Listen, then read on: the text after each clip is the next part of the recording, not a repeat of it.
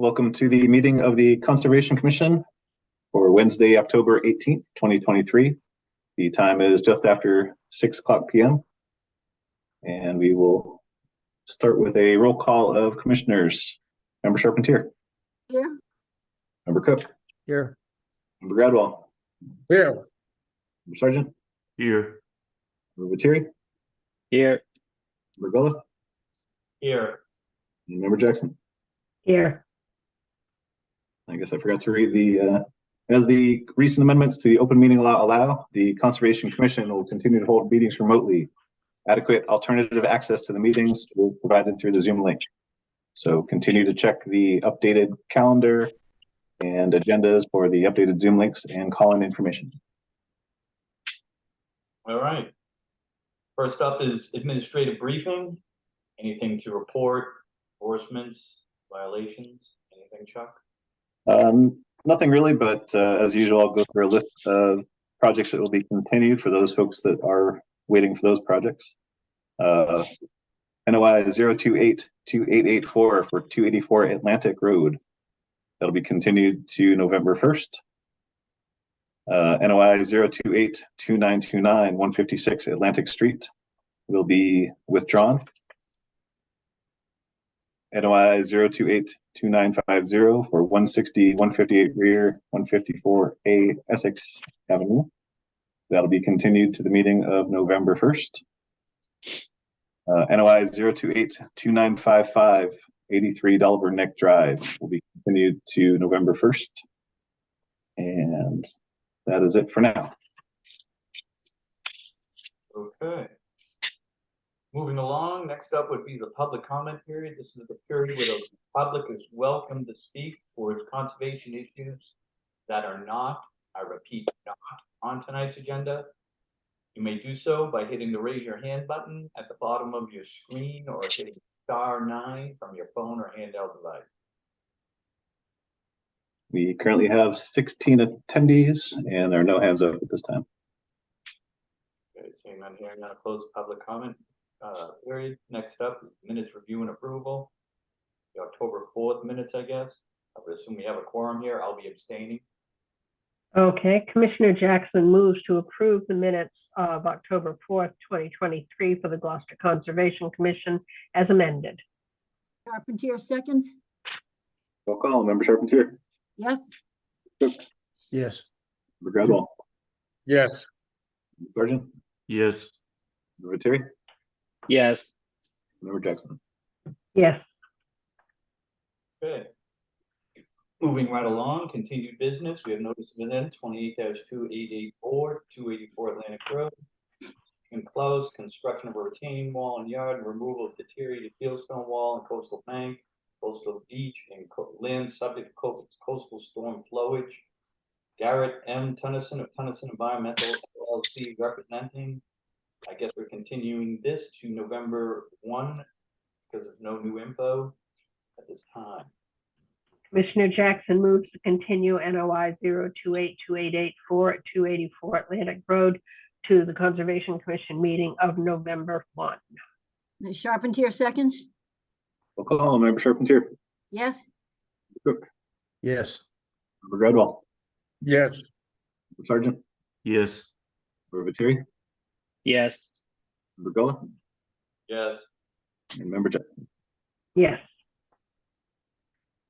Next up, notice of intent 0282929 156 Atlantic Street, the state of Eileen M. Chan, construction of a single-family home, utilities, septic and riverfront area, buffer zone to coastal resource area, and land subject to coastal storm flowage.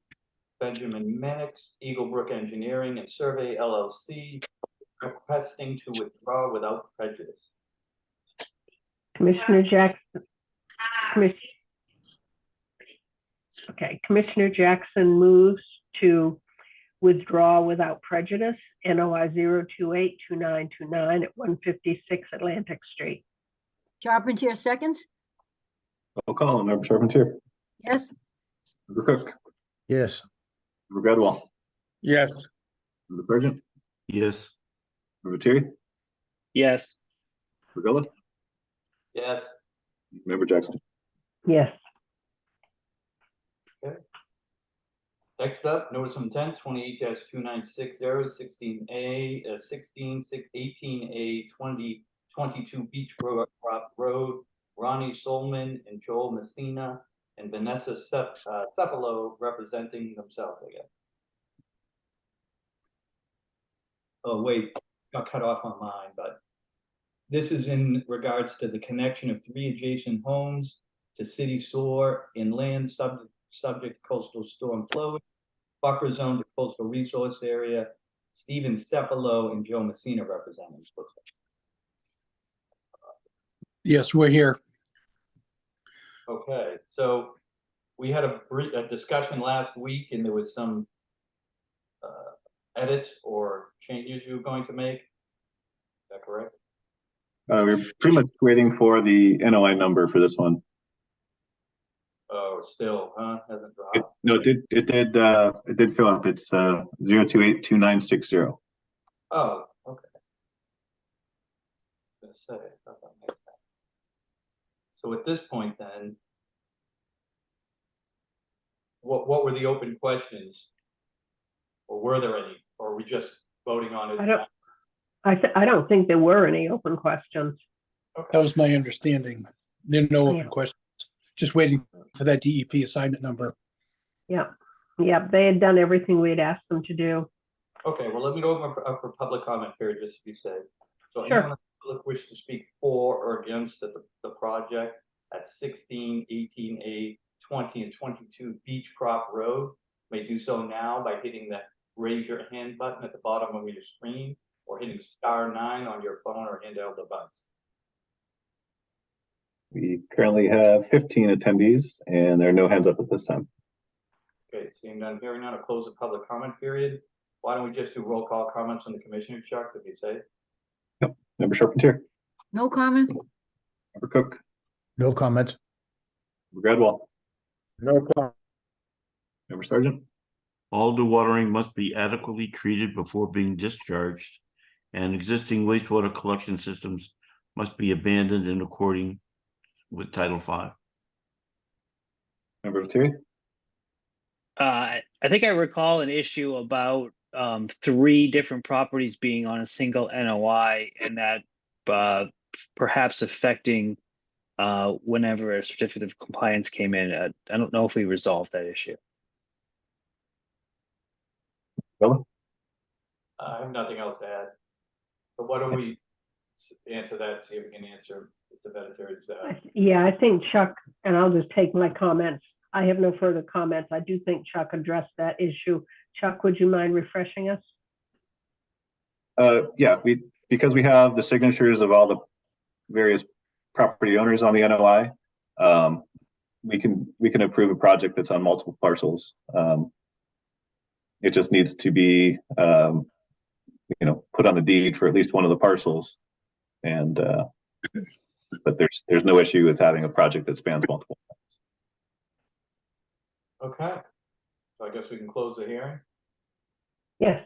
Commissioner Jackson moves to close the public hearing for NOI 0282960 at 16, 18A, 20, and 22 Beechcroft Road. Charpentier seconds? We'll call Member Charpentier, Yes? Member Cook, Yes. Member Gradwell. Member Gradwell, you're muted.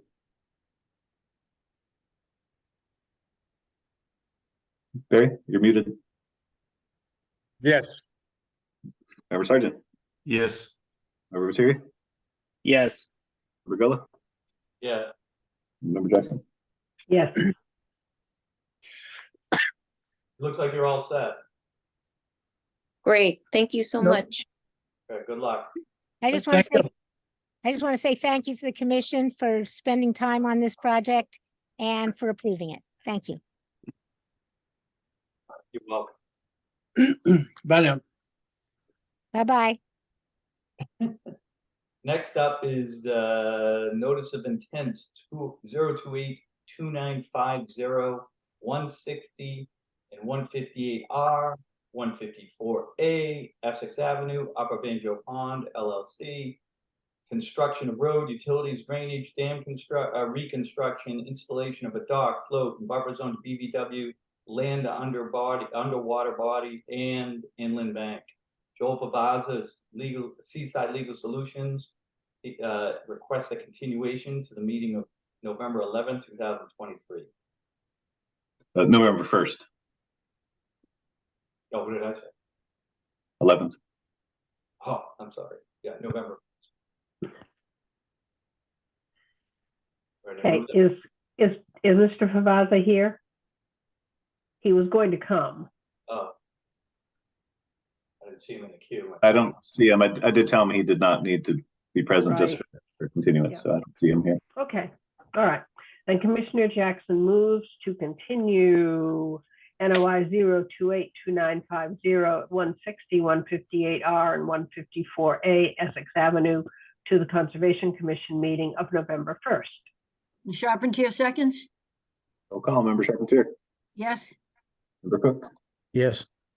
Member Gradwell, Yes. Member Sergeant, yes, Member Materi, Yes. Member Villa, Yeah. and Member Jackson. Yes. Okay, moving along. We have next up is notice of intent 0282850 740R Washington Street, Paul Hadley, raising of a seawall and grading in riverfront area, land subject to coastal storm flowage, and buffer zone to coastal resource area. Chris Ross of Ross Environmental LLC represent.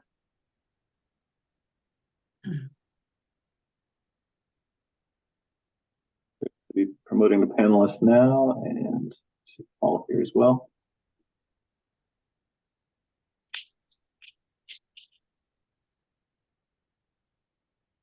Chris, Can you hear me? I can hear you now. Oh, perfect. I was on mute. Sorry about that. No worries. Name and address for the record. Chris Ross, Ross Environmental, 197 Chase Road, CHACE, East Freetown, Massachusetts, 02717. Okay. Why don't we start with a brief description of what's going on? Or what you're planning to do, I should say. So basically what Paul's looking to do is he's got an existing, pre-existing solid fill pier that's existing on the site. It's been there, predates the Wetlands Protection Act prior to 1978. And what he's looking to do is basically add another 2 blocks of granite blocks to the top of that wall and backfill behind that with filter fabric to keep that fill in place so none of it will migrate through the voids in the stone. And basically it's really a land subject to coastal storm flowage project. Because it has a Chapter 91 license, it's exempt from the riverfront regs. And it's really just limited to adding vertically to that existing footprint that's in place. And once an order of conditions is achieved, Paul will need to go to DEP to get an amendment, a modification to the Chapter 91 license before he can proceed with the work. Right. So everything will take place from land. The fabric would go in first. So the fabric by itself will, like the granite blocks will get stacked along the perimeter as basically literally on top of where they are now. The fabric will then be placed, and then the backfill will be put in place. So the filter fabric will function as the erosion control, because it's no different than the filter fabric would be if you were to place, which you guys are typically used to being in place for construction.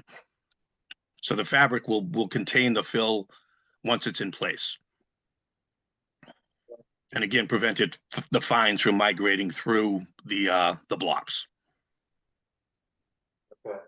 And what, I mean, maybe I'm missing something, but I'm assuming because of the migration of some soils, is this going to be, well, you know what, let me finish. Are you done with your presentation? Or what? I'm just trying to think. So there won't be any work in water. There's nothing that'll be there'll be no need to have any equipment or any work that's going to take place in the water itself. Everything will be contained within that existing pier, that existing solid fill pier. So like I said, again, just to kind of reiterate, the 2 blocks will be stacked on top of the existing blocks. The filter fabric will then be wrapped internally of that. and then the fill will be placed from seaward side to the landward side, working his way back and just compacting it to keep it in place. Okay. And that's pretty much it. All right, next up then would be is to get the public comments review for this. So anyone who wishes to speak about the project at this 740R Washington Street may do so by hitting the raise your hand button at the bottom of your screen or hitting *9 on your phone or handheld device. We have 14 attendees and there's currently one hand up. Rick Cardy.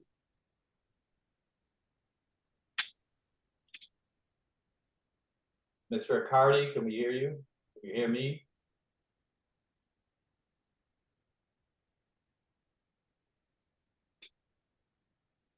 Mr. Accardi?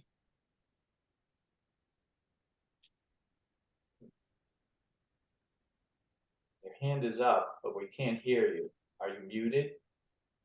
They've unmuted themselves. And now they're muted again. Okay. You there, Rick? Somebody keeps clicking them on and off. Rick, are you there, Mr. Accardi? Hello? All right. Why don't we go through public comment, commissioner comments, Chuck, and then we'll circle back. Still here. Yep. Member Charpentier, No comments. Member Cook. Yes, several comments. One, unless I'm looking at it incorrectly, the pier, you only showed putting blocks in an L-shaped position along there. There's a third side that borders some adjacent property. Looks like there's some gate posts and stuff in there, but you didn't show anything indicating how that was going to be handled on that side of the property. Another question came up is, do they own all of this property or is it owned, by other people also? Hey, Chris, I can answer that. This is Paul Hadley. Yes, we're gonna put the blocks. We own all the property. All right. Mr. Hadley, you can't jump in like that. I apologize. That's okay. Step back, please, though, and just, Mr. Ross, we're gonna go through all the comments from the commission, and then Mr. Ross will respond to all of them at that time. Thanks. Okay, yeah, so those were the other thing is we haven't seen anything that addresses how this is going to have an impact or potential impact on other people. There was a report, I believe, that had the Essex shellfish saying it was not going to cause any problems, but that was it. And, that's really not valid. Member Goodall. No further comments besides Bill's. Member Sargent. I think there should be a siltation boom in the water, in order to prevent any unexpected, silt from entering, the water. Thank you. No additional comments. Member Gullo. My only concern is similar to Commissioner Cook, is the sense that there was an article out probably, I want to say within the year, that basically said that we were having a larger problem with seawalls being built to actually try and preserve banks, not in this particular case directly, but that, this is kind of a tidal area, so I'm not as concerned as if it was in open water, but has been concerns in the past about whether or not there's going to be some sort of wave action or things that this might exacerbate in the area and therefore cause problems with the people to the left and to the right. I'm not qualified to answer that, but maybe Mr. Ross could help me or help us with this concern of the actions happen, what may or may not happen to the neighbors to the left. That was my. And Member Jackson? Yes, Mr. Cook is correct, that we needed some clarification on titles and cities. The supplemental comments came in to addressing to the agent at Beverly, and there was a paragraph that was not finished. And second of all, in the meeting of September 20th, we had questions about the effect on neighbors, armoring of the bank, talked about the boom and barge, no barge work, no grounding if there was a barge. And we wanted some vegetation, and your engineer who had worked for DEP for 25 years was going to make the changes to the comment and submit an updated copy. And to the best of my knowledge, I have not seen that. Okay. Anyone else? I think we're good. So did we catch everyone, Chuck? Did everyone comment? Yes, there was also an additional question in the last meeting of whether or not the wall would be dry fit. Yes. So there's quite a list there, Mr. Ross, but if you could go through it all as best you can to respond to these questions and concerns, that'd be great. Sure. Do I need to raise my hand again, or can you hear me? No, we can hear. Okay, I'm still on. Okay. Let me address a couple of the points first. There will be rocks, stones added to the one side that doesn't have them currently, to bring that up to basically level it off. There's no objection, I don't believe, and I can double check with Paul, but I don't believe there's any objection to installing a boom, which is not a bad idea to be on the safe side in case anything does migrate through during installation. And the ownership issue, as Paul stated, they do own the entire property, the entire solid fill pier. So the ownership is not an issue. Other than that, a couple of things. So on the point that was raised relative to wave impacts and preserving coastal banks and not armoring coastal banks, the coastal bank here is the artificial coastal bank, which is the solid pier behind the existing armament that's in place. So it's already armored on two sides, and on the third side will be added to bring that bank up. In this case, it's not an eroding coastal bank, so it's not a sediment source. It's just a vertical barrier because of where this is located along the shorefront. So that's really not a concern, as I stated in the narrative, that it's not a sediment source. So the performance standard is different, where it's just really preserving flood control and storm damage prevention. With respect to the adjacent properties, it's really going to function the same way it does now. If you picture it, what happens is as the tide comes in and the water rises, the water displaces around this solid fill structure on the adjacent properties, and there's no evidence of any impacts to those properties currently from what's in place. And all that's simply going to happen is it's going to be raised by approximately 2 feet. And as the tide increases to that height, it will just continue to displace in the same manner it does now, piling on top of the existing tide elevation that's already in place. So it'll just really function exactly the same as it does now. I don't envision it doing anything differently than that is already in place. Am I missing anything? It will be dry fit. There won't be any mortar. It's all a dry fit installation. I think there was some documentation you were going to add in the paperwork. And Joe, is that correct?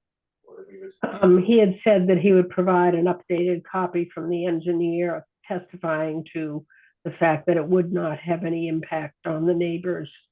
And I don't think we have that. No armoring. I'd have to check with Paul if that had been submitted, what was updated, but I don't know if that went in or not. If it didn't, I certainly can do that. Okay, and you were going to correct the supplemental comments so that it no longer addressed. We do have comments from the Gloucester Shellfish Review, but you were going to address the supplemental comments page so it didn't address the agent in Beverly, and so that the last paragraph or next to the last paragraph was complete. It was just kind of left off in the middle of a sentence. I'm looking at it right now. So you're looking at my supplemental comments and that paragraph that starts with the minimal increase in the height of the existing wall. Is that the start of the paragraph? I'm gonna have to find it. Let's see. Could be wrong. Proposed work, supplemental comments, okay. Provided by the Beverly Conservation Agent. And then there was. Well, that was based upon the comments Oh. that Mr. Shade had that I responded to, is what these supplemental comments were. So Okay. on July 19th, okay. the agent had some comments, some suggestions, and some recommendations with questions and this was written in response to that. And then I'm looking at my last page. But did you mean Beverly? Oh, I'm sorry. That's a typo. Thank you. Yeah, Okay, sorry. yeah, that needs to be corrected. I can see why you're there. confused since Yeah, we're not in Beverly. there, and in the first paragraph. And yeah. then the other thing, let's see, I think stated above structure. I apologize for that. That's all right. That's pretty sloppy. Well, it happens.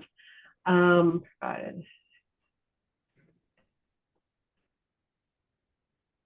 I'm looking at the two paragraphs that conclude section 1 under the supplemental comments. Okay. With respect to the request to amend, we respectfully admit it's unnecessary due to the fact that it is exempt from filing for riverfront. Okay.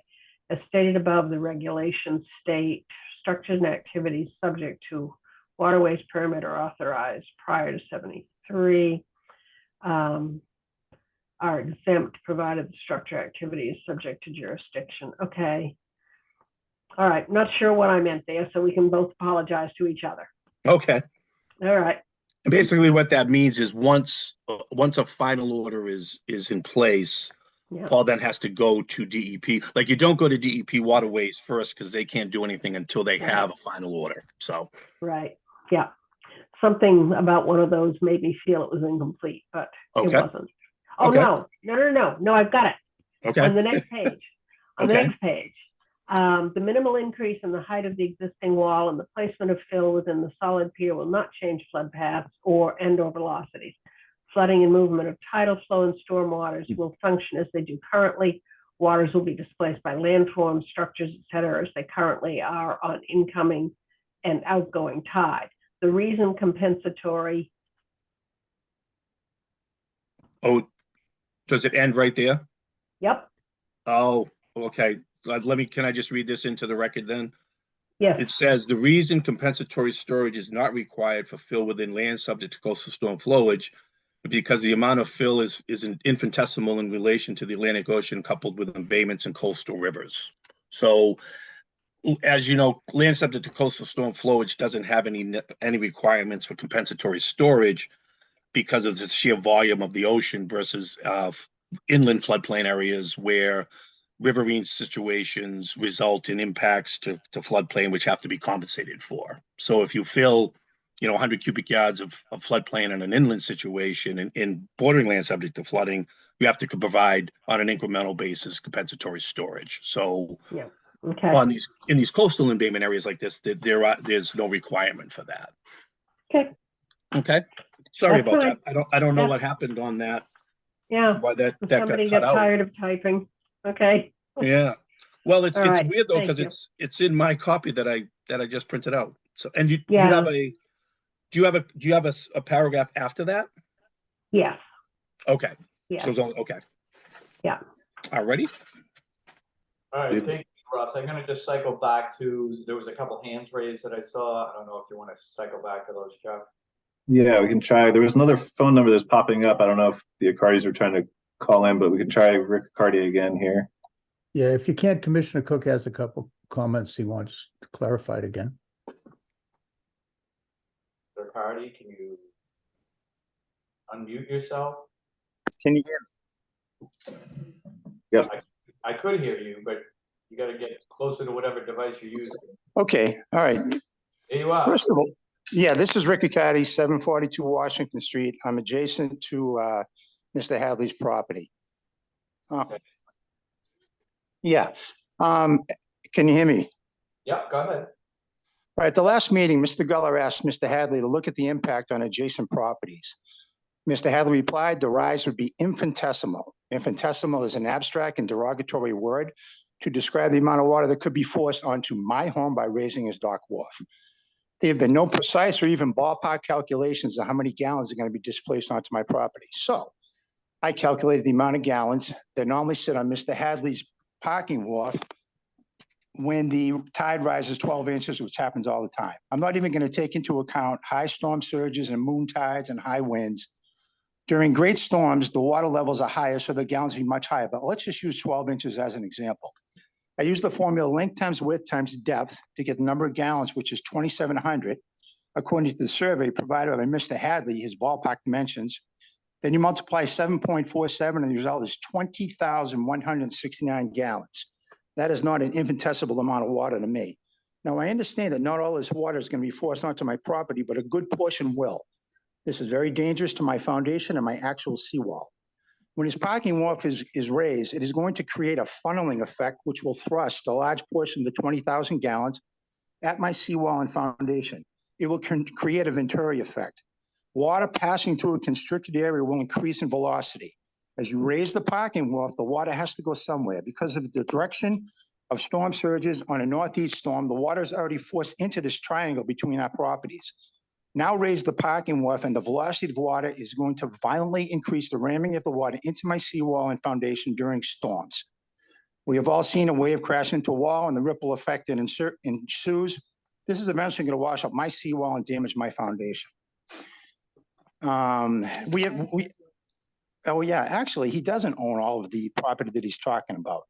But I'll get back to that. We have been here at this address for 8 years, 2 tides per day, almost 6,000 tides in that time. We see what the water does when a storm hits Lobster Cove at 742 Washington Street. Most of the storms come from the northeast. In Lobster Cove, that means the water and the wind and the increased velocity usually come diagonally from the end of the cove.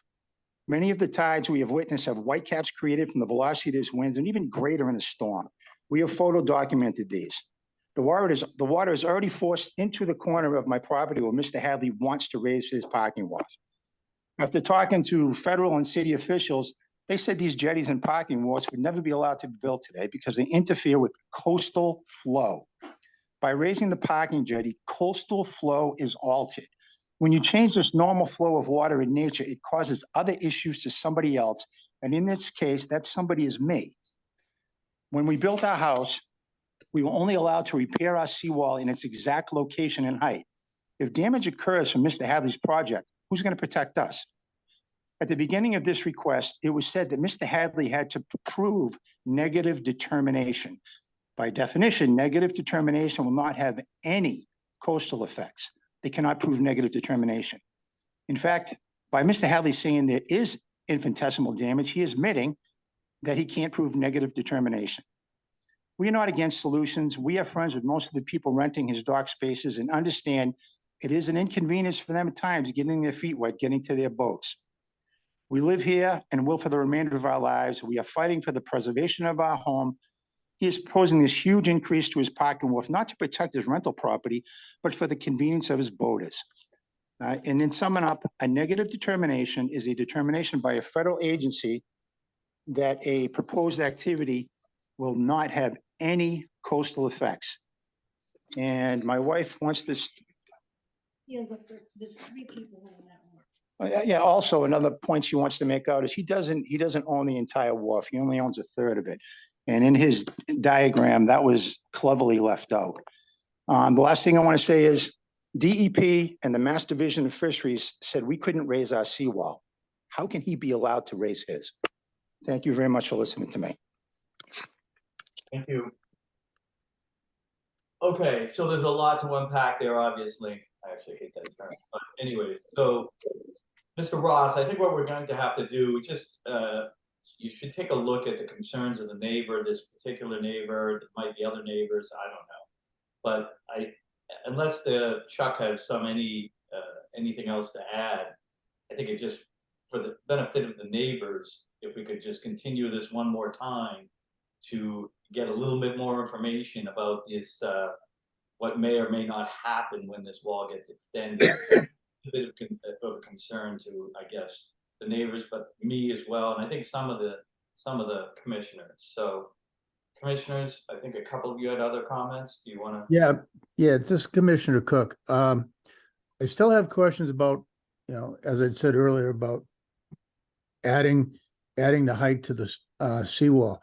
But if you look at what the plans are that they have, it should be bringing the stone, from what I can see, up to basically his stairs. He may have to modify his first steps on the dock, on his stairs going up to the landing at his house.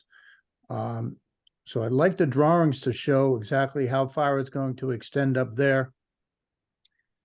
Although it's not shown on the drawing, I'd prefer, if this is allowed to go forward, that we see some detail on what's going to go on the, looking towards the house would be the right-hand side.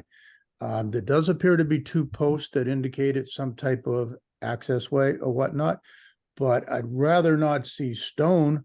I'd rather see something that would mirror the rest of the seawall going up the right-hand side, if we're allowed to do it. We also have to make sure that the drainage, that we do not change the angle of the slope coming from the house down to the end of the dock to increase the flow of water so that it doesn't stay in the parking lot as it does now, but it goes off and flows into the salt water. And like I said, I do question the posts. It does appear that there's been some type of access between the two pieces of property. And then again, the neighbors brought up the concern about, not owning the entire thing, so. Okay. Any other commissioners, any comments? No, this is Linda. I think that we really need to look into the comment that was made that one neighbor was not allowed to raise his wall, but the other one is doing exactly that. Well, we were told at one point in time that you could not increase the height of a seawall. If you remember over in Magnolia, the house next to where the pier was going in, Yes. they wanted to do that. And they were explicitly told that they could not. Okay, Mr. Ross, I think the proper venue at this point is kind of, there's some paperwork issues on both sides, it sounds like a little bit here. So why don't we just continue for another 2 weeks, if you don't mind, so you can. I'd have to defer, could I defer to Paul on that, because he'd have to decide if he wants to agree to a continuance or not. Sure. Can he speak to that? Can I speak? Yep. All right, I do own the property. I have no idea what he's talking about. We own all the property. Relative to the continuance, a lot of this stuff's been addressed.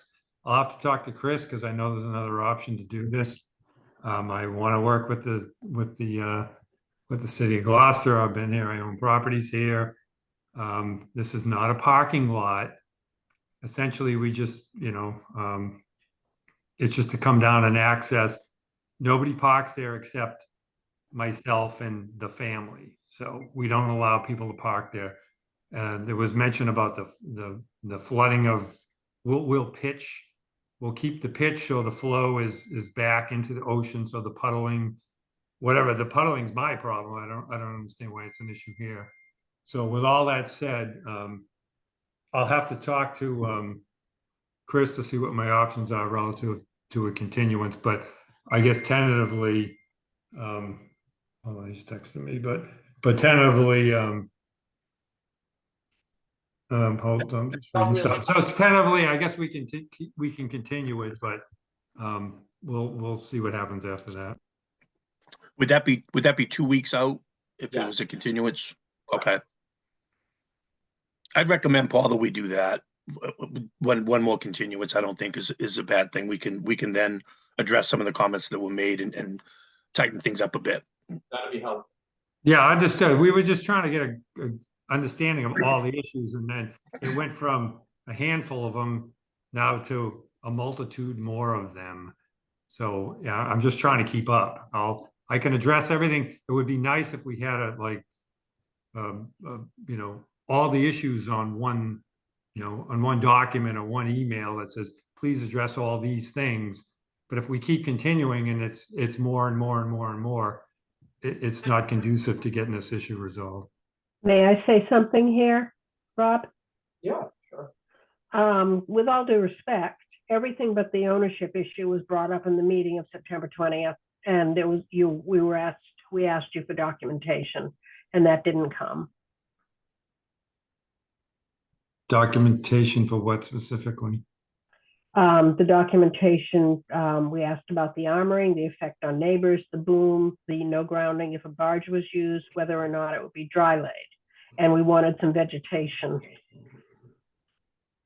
And There all was of a, that was discussed, and we were told that the applicant's engineer had worked for DEP for 25 years and would make changes to the comment and submit an updated copy, and we did not receive that. well, there was an updated narrative that was submitted, and obviously you didn't get it. I will resubmit it. And I would appreciate that. okay, thank you. For the record, so we are continuing, Mr. Hadley, is that correct? That is correct. Based Yes. on the recommendations And- from Chris. And we had also asked for harbor master comments. I don't know whether we got that. We did get shellfish comments. I don't know whether we got harbor master comments. Chuck, do you know? We did. The harbor master did not have any issues with this. Okay, good. Okay, so you don't have to worry about that. Okay, Commissioner Jackson moves to continue NOI 0282850 at 740R Washington Street to the Conservation Commission meeting of November 1st. I'm sorry, before we go on, is there a way to get like some sort of peer review in on the kind of tidal flow issue on exactly how much water or impact is going on the neighboring property? I think the engineer could probably provide the calculations. I don't know. I don't know how other people feel. Well, I think what Peter's suggesting is important, but it's also it's a kind of a bigger thing than that. I have no problem with you requesting it on the board, but when you go to a peer review, we have to basically go out and find somebody, which again, maybe that's where we're headed here, but we have to go basically put it out to a project bid out to have a private, you know, company come and assess what they're proposing to do. So to answer the short answer to your question is, Peter, yes, we could, but we usually reserve that for much larger projects because of the work involved and getting all the parties to cut checks, sign waivers and things like that. But it's up to the commissioner if this is beyond our scope and the commissioners feel maybe we should go to a third party review on this because it's a lot more complex than I can deal with. So I know how water comes and goes, but it's an ever-changing. Mr. Chair, perhaps we could have the agent's comments on this. Sure. Chuck, thoughts?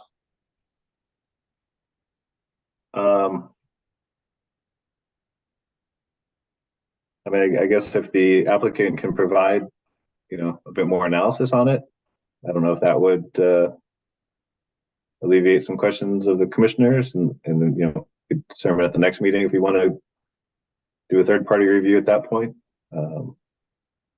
I don't know. If I could touch on that right now, again, the volume that he referenced in the calculation for just a 12-inch increase of 20,000 gallons or whatever the number was. Again, if you look at the estuary that's out there and the incoming and outgoing tide and the sheer volume and area across that, you wouldn't be able to measure a change in any increase with that smaller volume in relation to the overall volume of what's coming in there on every tidal cycle. No. What he's trying to do is put it in a box of just affecting his property. It's not just going to displace there; it's going to displace across that whole water body.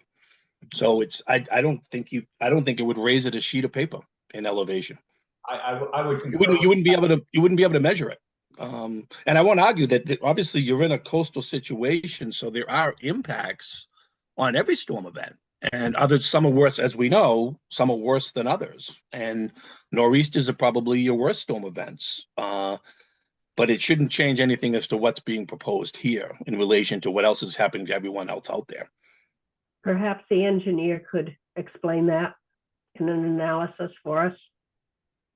Yeah, I think what we're getting at, Mr. Ross, is a lot of this stuff, we're not really here, again, whereas Conservation Commission, we're here to Right. protect the resource. And some of these things, these disturbances, it can do big or little small effects to the resources. We're here to protect that. Yep. Completely. The water issue, the volume, the math does, it's like buying a lottery ticket. Once you buy the second lottery ticket, it doesn't really matter. The math doesn't change at all that you're any closer to winning. Same Right. here. So, but we still need more information to understand, because we're having more and more problems with this. This isn't just, this particular property that we're talking about. We have a lot of coastal banks and walls that come before us, some doing it differently, some doing new ways to strengthen the banks, but it's with obvious reasons what's happening. It's making it more complex to the point where it's getting literally over our heads. So I understand. right now we can grasp what we're doing, and I recommend we move forward with a continuation, and Okay. and your engineer or wherever you want that can talk intelligently, and this could be you again as well, about the effects of this on other properties in the area. And it might be you're going to parrot exactly what you just said tonight, but we're asking you to show us a little bit more so we can feel comfortable that other neighbors aren't going to be impacted by this. More importantly, the resource. I understand. Okay. I'll be brief. Just one last thing. What I'm seeing in these photographs is basically we have a pier, but the pier is not solely the pier on this property. It looks like there's a pier that encompasses two properties. And there's photographs of at high tide water basically flooding over both of them. And if you put a wall or increase the height of the wall on three sides of half of the pier, I'd like to see an analysis of whether it's going to direct more flow water towards the neighboring property that doesn't have its wall being raised. And I invite the neighbor to find an engineer and submit some sort of objective independent analysis that touches on that issue, as well as the applicant. So that would just be my concern. I'm looking at the pictures and I see, the entire pier that is not just the half that is owned, that is under, review on this project, all of that underwater. And I think this is solidly in our jurisdiction. It's storm damage prevention. If there's more storm water that's heading towards a neighboring property and has potential to cause damage, it's something that we should be concerned with. Understood. Well said. Okay, so let's continue.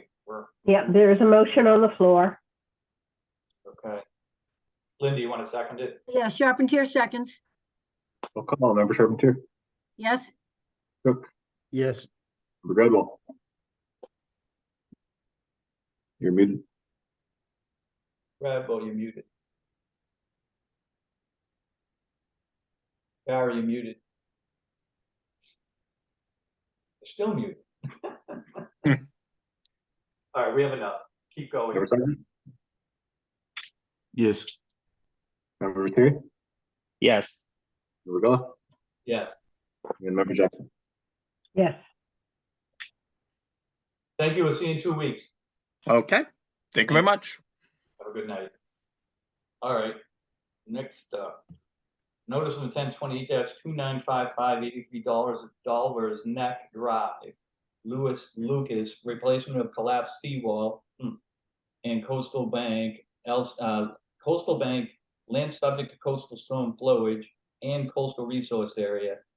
Richard Kirby of LEC Environmental Inc. representing. They look continue to November 1st, 2023. Commissioner Jackson moves to continue NOI 0282955 at 83 Dolliver Neck Drive, the Conservation Commission meeting of November 1st.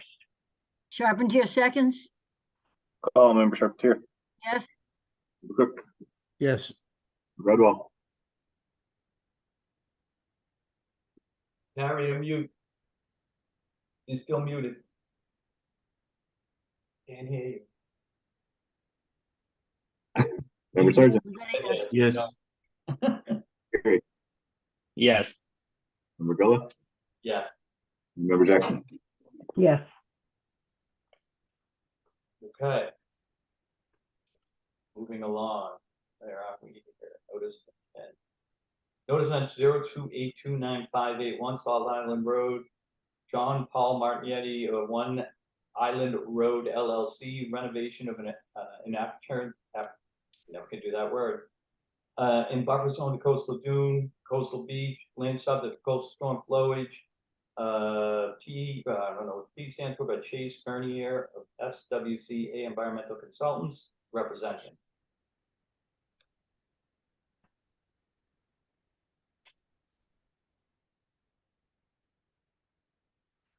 Good evening. I also have on board Chase Bernier.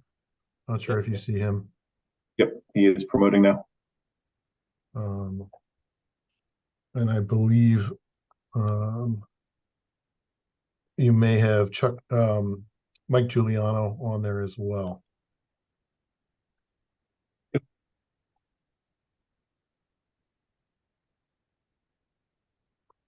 So after meeting with the commission 2 weeks ago, we had some site walks last week on the 11th and 12th, had some commissioners come out. We thank you very much for coming out and getting a better visual on the project. We were able to submit a planting plan and answer some questions on site regarding planting density, some questions on FEMA, and we actually submit through the agent on Friday an updated planting plan that reflected the entire site being planted with plants from the coastal zone management planting list. And the only variation from that is the request in some spots to add annual plantings with more flowering in an effort to beautify the site as a commercial property. We'd like to be able to rotate flowering plants over the various seasons, which also will act as pollinators. So I think we've addressed, or I hope we've addressed most or all comments. I know there were additional comments on site, and we provided the revised planting submission, noting that the density on the plan is not reflected on the individual plants, and that it's our intent to work with the commission, best practices for the particular species, and the agent on getting the density to satisfy the commission and to prevent any form of erosion during coastal storm flowage. So I guess we turn to the commission with questions, comments. Okay, first up would be to open it up for public comment. Anybody in the public who wants to speak for or against the project at 1 Salt Island Road may do so by hitting the raise your hand button at the bottom of your screen or hitting *9 on your phone or handheld device. We currently have 11 attendees and there's no hand up at this time. Okay, seeing none, hearing none, going to close public comment period. Okay, roll call, commissioner comments. Member Charpentier, No comments, Member Cook, You muted, Bill. Unmute. Can't hear you. still muted, Bill. there we go. That's better. There you go. Yeah. The only comment, I didn't see it on the drawing. I just want to make sure that the stuff going underneath the decks allows a 50% flow of air. Yeah, you're talking about the skirts and the lattice, allowing for. we had that, correct. That is Um, good. Member Gudwell, Comment. Member Sargent, Thank you for a productive site visit. There needs to be adequate fencing to be installed and monitored to ensure that windblown debris does not enter the resource areas. And special care must be taken to ensure that the coastal dune next to the retaining wall is not negatively impacted. And any dewatering must be adequately treated before being discharged.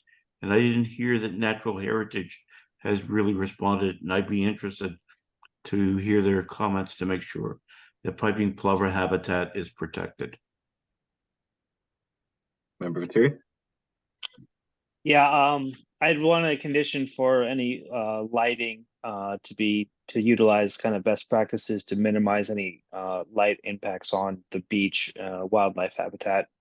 And I also had a question on the natural heritage response as well.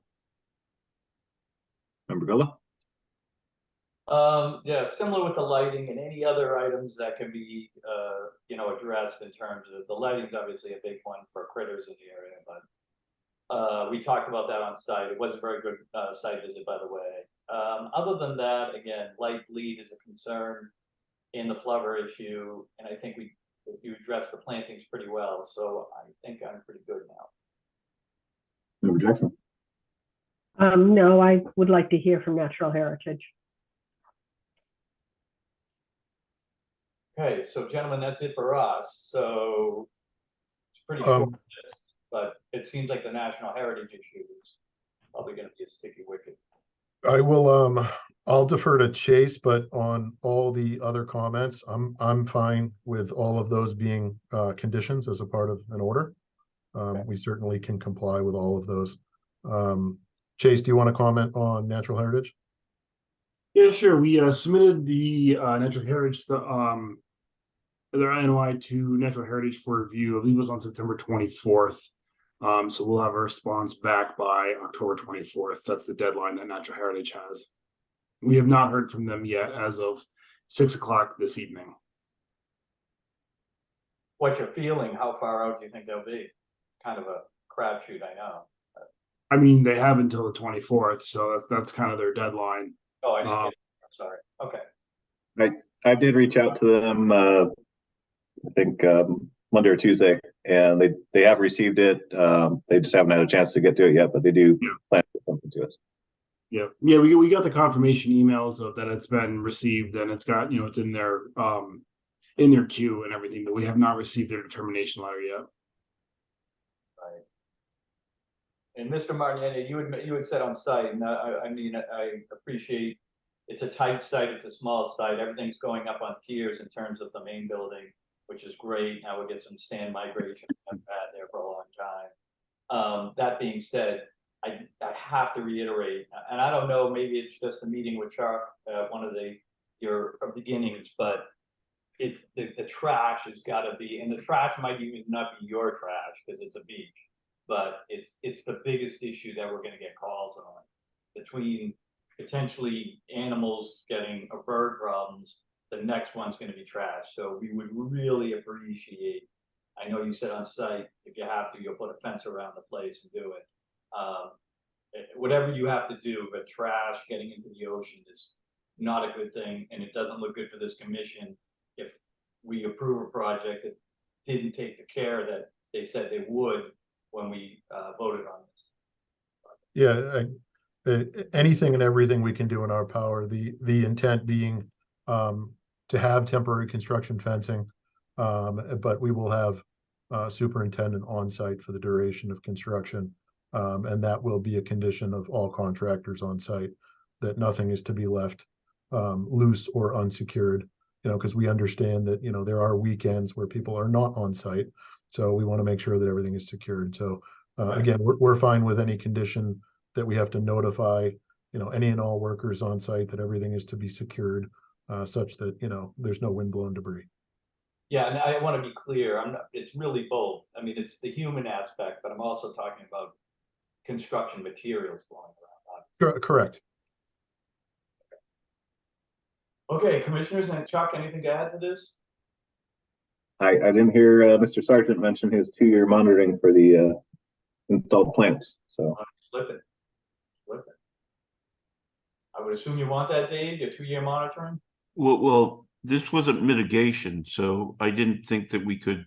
I'm fine with asking him to do that, but I've as got much as it, no problem at all. okay. We appreciate it. Okay, commissioners, anything else to add? We want to close the hearing and move on? Would we do that pending any inclusion of natural heritage conditions in the order of conditions, and that the OOC not be issued until we hear from natural heritage? It should only be a continuation till the 11th. The first, I Barry. mean, I'm happy with, voting on it, and just order of conditions will include any conditions that National Heritage presents. I mean, that Yeah. if the applicant's willing to accept that, because they could come back with, something significant, and, we've already approved it. Can I jump in? I don't, we don't anticipate anything significant in light of the site being developed. However, if it gives the commission more confidence, I'm okay with pushing to November 1st, understanding that we 100% will have a response from Natural Heritage by that point in time. That's reasonable. Okay. All right. Commissioner Jackson moves to continue NOI 0282958 at 1 Salt Island Road to the Conservation Commission meeting on November 1st.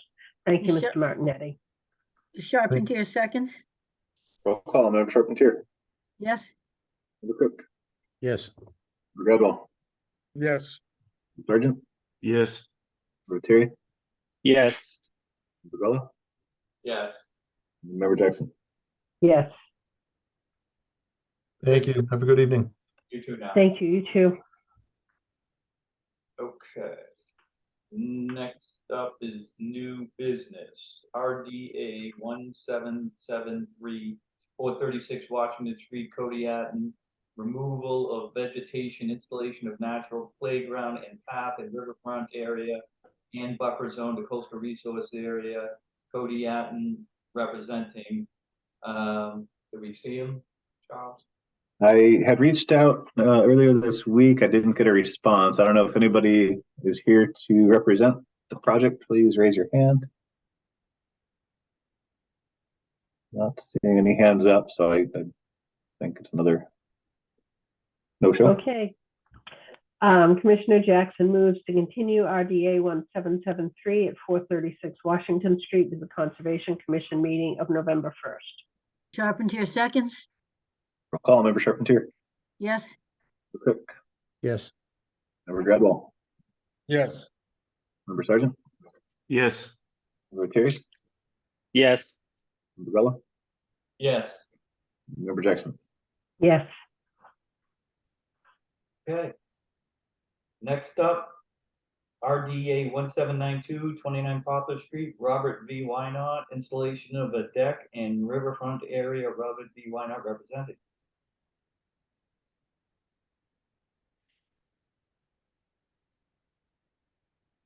Good evening. Can you hear me? Yep. Okay. Name Yeah, and address for the record. Robert Wynot, 29 Poplar Street. Excellent. Brief description of the project.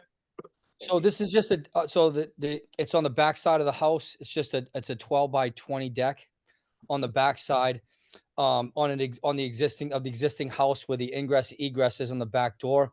It's only a 3-foot deck. It comes out 12 feet, goes down 20 into the existing, that's already the existing garage there.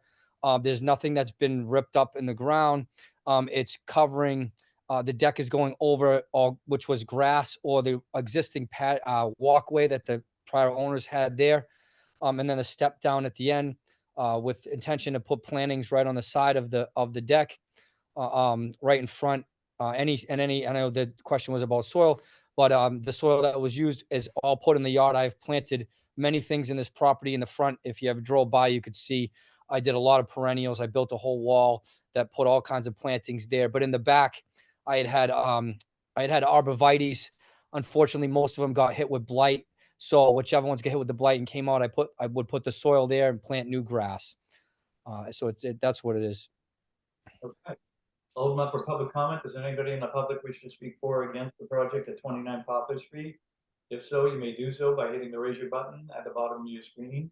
You can hit *9 on your handheld device. We currently have 6 attendees and there are no hands up at this time. Okay, seeing none, hearing none, close the public comment period. Commissioner, any other question? Roll call, Commissioner Rhodes. Roll call, Commissioner Conlon. Member Charpentier, No questions? Member Cook, I just want to clarify that there's spacing between the deck boards and it doesn't become impervious. Yes, sir. There is spacing between all the deck boards. Yep. Okay, thank you. Member Gradwell, Comment. Member Sargent, I'd like a 2-year monitoring for the mortality of mitigation native plantings. Member Materi, No comments. This looks like a minor activity to me. Member Bella, No comments. and Member Jackson. No comment. Okay, sorry. Next up would be, is this an RDA, so we're looking for a negative determination, I guess? Okay, Commissioner Jackson moves to close the public hearing for RDA 1792 at 29 Poplar Street. Charpentier seconds? Roll call, Member Charpentier, Yes. Member Cook, Yes, Member Gradwell, Yes. Member Sargent, Yes. Member Materi, Yes. Member Bella, Yes. Member Jackson. Yes. Commissioner Jackson moves for a negative determination for RDA 1792 at 29 Poplar Street. Charpentier seconds? Roll call, Member Charpentier, Yes. Member Cook, yes, Member Gradwell, Yes. Member Sargent, Yes. Member Materi, Yes. Member Bella, Yes. Member Jackson. Yes. Okay, you're all set, sir. Okay, thank you very much. You're welcome. Thank you. Next up, notice of intent, 2961 43 Shore Road, Ronald Norton. Construction of a replacement septic system, paved driveway and hardscape, inland subject to coastal storm flowage, and buffer zone to coastal resource area. Dan Ottenheimer, Mill River Consultant, represent. To be promoting now.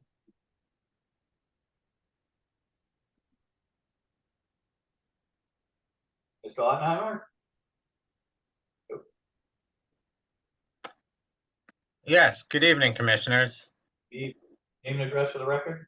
Yes, Dan Ottenheimer, engineer with Mill River Consulting, offices at 6 Sergeant Street in Gloucester. And I'm sorry for the lag there. Chuck promoted me to a panelist and the screen went blank for a second. So I'm sorry for that awkward pause. No worries. You are cooking along this evening. That's wonderful. So that gives me, what, 2 hours or so to present to you? Does that make sense? I don't think so. Just saying. We can just flip our computers off and you can sit there all you want. at least not if you want this approved. Yeah. All right, so hopefully 5 minutes and we'll get you out of here. This is a project you've seen before recently. Last summer, 43 Shore Road came before the commission and you issued an order of conditions for a very similar project. We've refined it, and if you choose to issue a new order of conditions, we are going to withdraw the approval for the previous one. So Chuck, maybe you can bring up the plan and I can give a brief introduction. Thank you so much. So 43 Shore Road, the house is on the right. There's Shore Road right in the middle, and on the left is a riprap embankment that goes down to Magnolia Harbor. So this project is very similar to the one that you approved.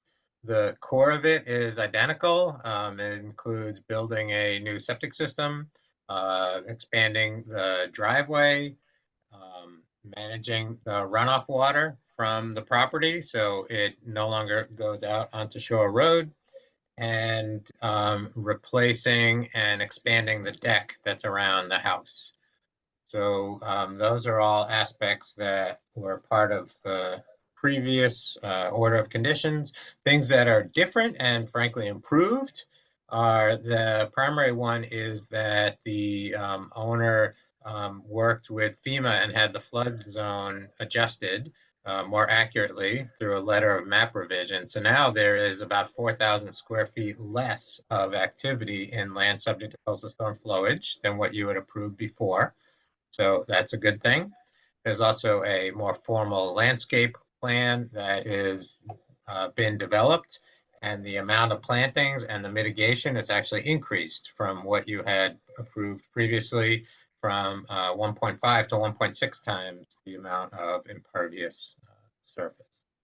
So we think this is a good project and would encourage your reconsideration and reissuance of an order of conditions. You will also see in your package, there was a neighbor that had some questions, and they submitted those because they were trying to get in touch with the owner who was on vacation and wasn't sure when they were going to be able to meet with the owner. Subsequent to that, we met. I was there for part of it, and then they continued further discussions about the nuances of the plantings. And I think any of those questions that you might have seen in that in your package have likely been resolved. So that's what I've got. Okay, first I'll open up for public comment. Does anybody in the public wishes to speak for or against the project at 43 Shore Road may do so by hitting the raise your hand button at the bottom of your screen or hitting *9 on your phone or handheld device. We currently have 5 attendees and there's one hand up, Margaret Quinn. Margaret? Hello, this is Margaret Quinn. I'm here with my husband. We're at 45 Shore Road, and we're the neighbor abutters described by Mr. Dan Ottenheimer. And we do appreciate that since we have seen the plan that was just presented, we have worked with our neighbor, Mr. Ronald Nordine, around some of the issues, 2 of which I'll just describe, because we're just hoping to get some more specificity regarding the plantings for the screening for both visual and maybe auditory screening, and also for rainwater runoff. Those are the issues that we submitted, and we did get some really good answers, we think, from Mr. Nordine, and Mr. Dan Ottenheimer also stopped by during some of those conversations. So we'd like this project to go forward and go forward quickly. Our concerns are the plan that you just saw presented. Most of the what's presented here will happen within 100 feet of the coastal bank, and also quite close to our property line, the 45-43 Shore Road property line. On the plan, it specifies that native plants will go along the property line between 43-45, which we totally support. We have native plantings extensively in our own yard. But we'd like a little more specificity, because for the early work, 2 of the largest trees on the property are now gone, and the last one is being proposed to be taken down in this current plan. So we'd like some specificity that the native plants include some tall trees that can provide some visual screening between our 2 properties, because the 2 trees that are gone now did provide some. And since there will be a pool and other equipment along the side of our property, we just would like to have some visual screening. So if the plan could just say in it, not, we don't know if the native plants are grass or they're trees and shrubs. Mr. Nordine assured us they would be trees and that we could have some input, and that would just be great. But we would like the Conservation Commission to just help us know how to provide that level of specificity. The second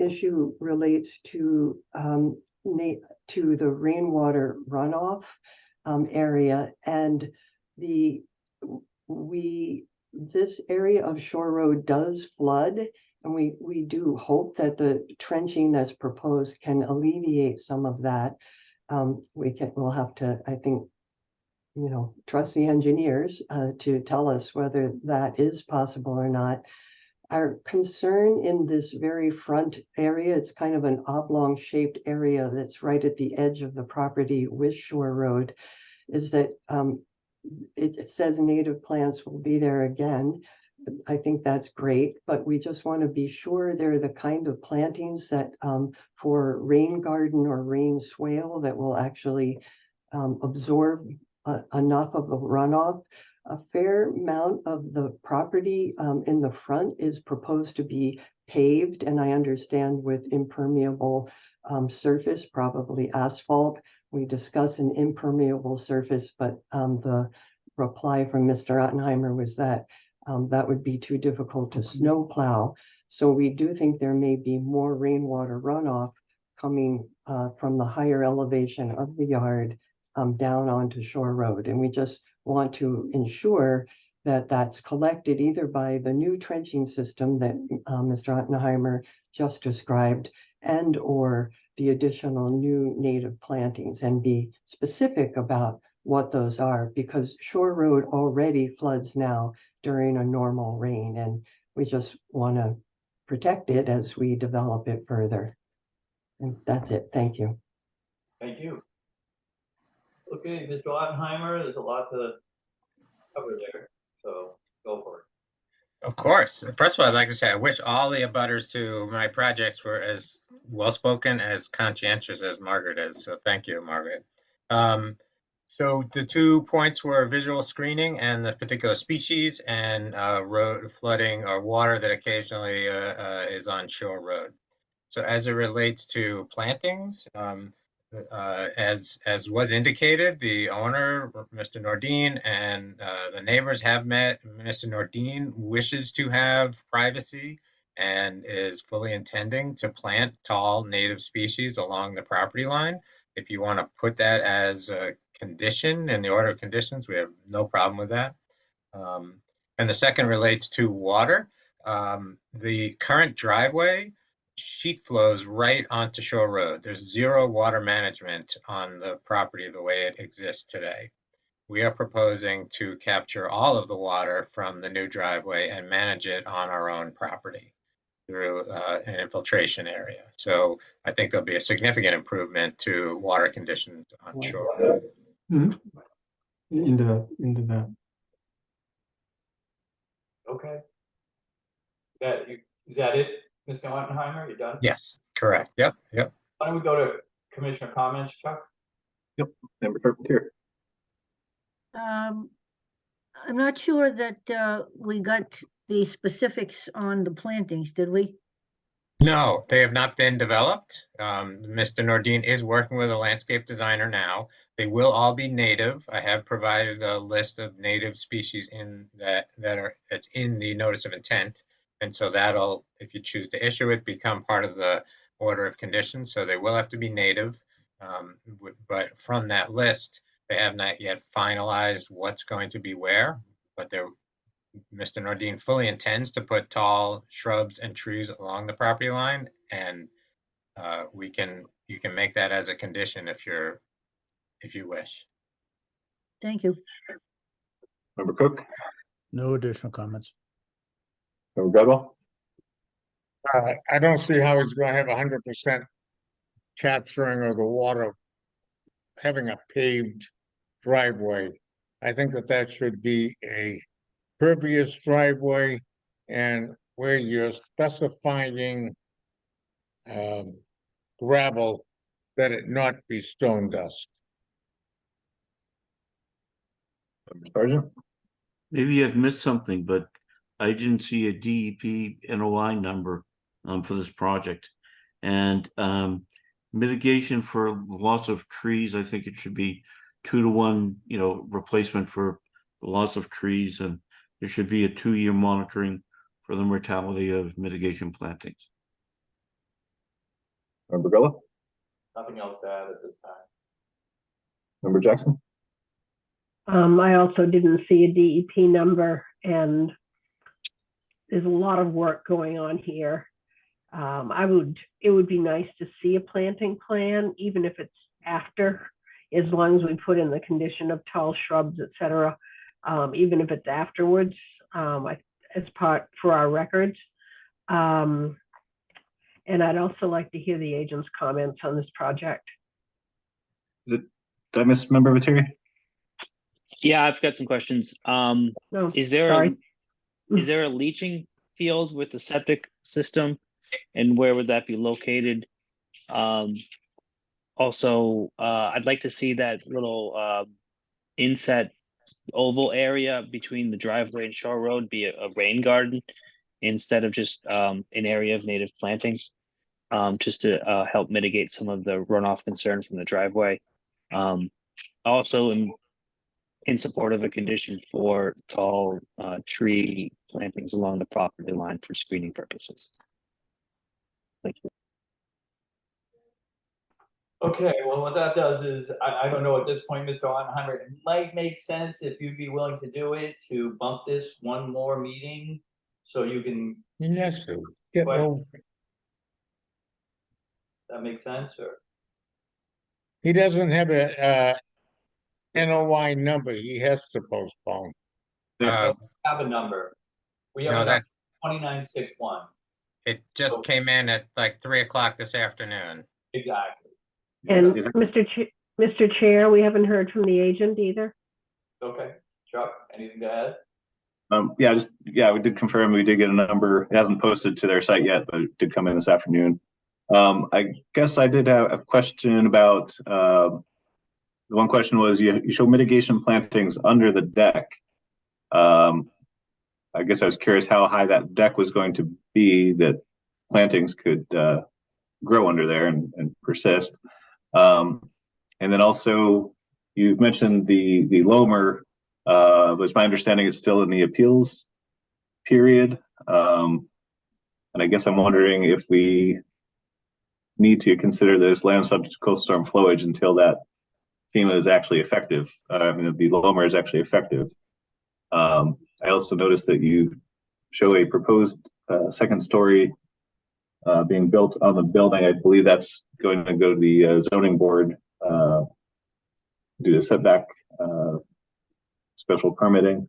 I assume that will come back to Concom when that is proposed to be built. I'm wondering, you're proposing a deck right now based on the current elevation. I'm curious if you're kind of jumping the gun, if the plans need to change for when that second story is put on. I think what you're hearing, Mr. Ottenheimer, is that I think a 2-week bump is probably the right thing to do at this point, just to answer all these questions. Is that okay? Yeah, perfectly fine. All right, appreciate it.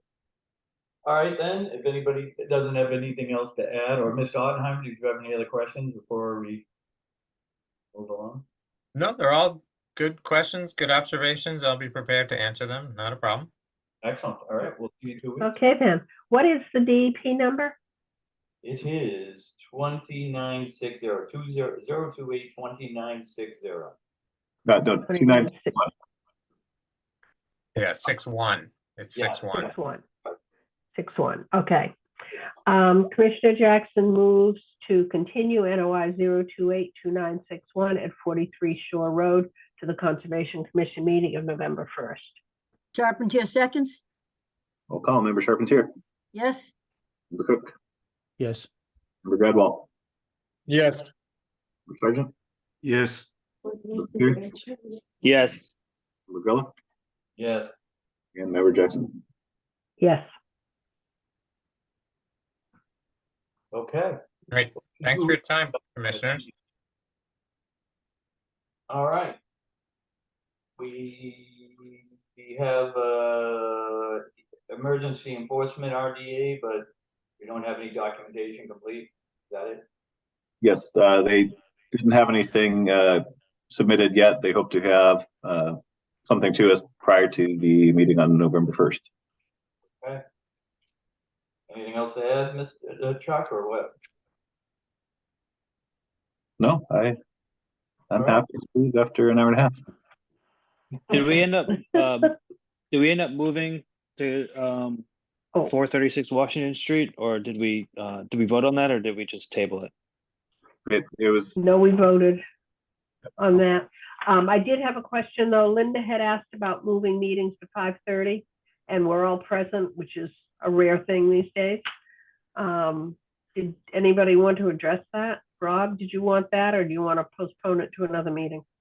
I think that we should, I got a sneaking suspicion. I'm all for it, by the way. It really doesn't affect me one way or the other. But I have a sneaking suspicion these drop-offs of this month is something I think it's going to continue for a few more months at least until we hit spring of next year. I think it's going to be a slow period because they've really kind of chewed up almost all the land we have in this freaking city. I don't know where else they're going to go. But at this point, I just suggest, why don't we give it a little more? If we see the numbers go back up, I'm all on board. You know, if all of a sudden we're back to 8, 9 o'clock, we'll go to the 4:30. But for now, I think we should just wait and see, I think, if that's okay with everybody. We did get, I believe there's 7 new NOIs that'll be on the next agenda. So. Well, that'll be our bellwether. If that one becomes a problem, we'll just, after the next meeting after that, right into Christmas, we'll just go to 5:30 if that helps everybody. Is that okay, Linda, or do you want to wait? You want to do it sooner? So we have 7 NOIs. We've moved 1, 2, 3, 4, 5, 6, 7 from this meeting, 7, 8, 9 from this meeting. So that's going to be a pretty long agenda. Okay. Well, why don't we do 5:30 and see how it goes? If everyone's okay with it, I could care less. I just get a feeling this might be the economy's been doing so well, and I get this is a slower time. So for now, if everybody's on board, let's assume it's 5:30 next meeting at the November 1st. Give it a try. Okay. All right. Well, everyone have a good night, and we'll see you in 2 weeks. Okay. Be good. Everybody stay safe. You got it. Hey, move to adjourn. Second, Roll call, Member Charpentier. yes. Member Cook. Yes. Member Gradwell. Yes. Member Sargent. Yes. Member Viteri. Yes. Member Gullah. Yes. Member Jackson. Yes. All right. All right, good night, everybody. Remember. Good night, all. Stay well. Chuck? Yep. I sent you a text. Is there any way that we can get a definitive answer from DEP on whether or not they consider increasing the height of a seawall, armoring the bank? Because this is going to be coming up more and more. And I think we just need to get an answer from and say, yes, you can increase the height, or no, you can't increase the height. So the question of armoring a bank, it comes into effect when you have a sediment source bank. So if there's a bank that is producing sediment that will be nurturing the beaches and stuff in the nearby area, the dunes, that sort of thing, then that's where armoring is not allowed. But if you just have a bank that is purely for the protection of storm damage prevention and that sort of thing, it's not treated the same. Okay, then, yeah. I mean, okay, I can understand that, but that just seems different than what we had discussed when we were, working at the house over in Magnolia when John FEMA was on the. So. Yeah, so it's going to depend on, there's certain areas where the coastal bank is kind of meant to erode and move around. But when you have areas where, you're dealing with ledge and different things like that, there's no sediment being produced from those types of banks. And so the that performance standard doesn't exist. There's two separate sets of performance standards, depending on whether it's a sediment producing bank or non-sediment producing bank. Okay, So we have to, abide by the specific standards for that particular type of bank. Yeah. okay. I can live with that. I'm happy to talk with you more about it offline, but Nope. Okay, everybody have a good night. Good night. Okay, you Good night. too. Everybody stay safe. You